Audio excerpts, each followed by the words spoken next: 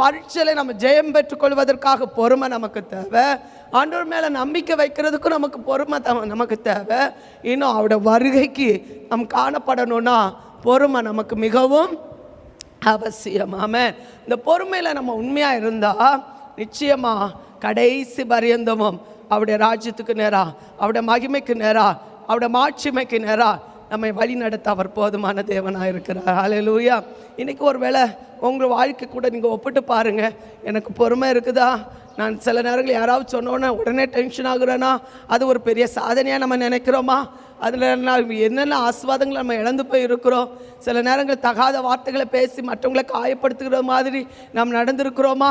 இன்றைக்கு ஒரு நிமிஷம் யோசித்து பார்த்தா, ஆண்டவரே பொறுமை இல்லை, என் வாழ்க்கையில் இன்றைக்கிலேருந்து ஒரு பொறுமை எனக்கு வேணும் அப்படின்னு நீங்கள் விரும்புவீர்களானால் வாக்குத்தத்தம் பண்ணினவர் நம்முடைய வாழ்க்கையில் அந்த வாக்குத்தத்தத்தை நிறைவேற்றி முடிக்க அவர்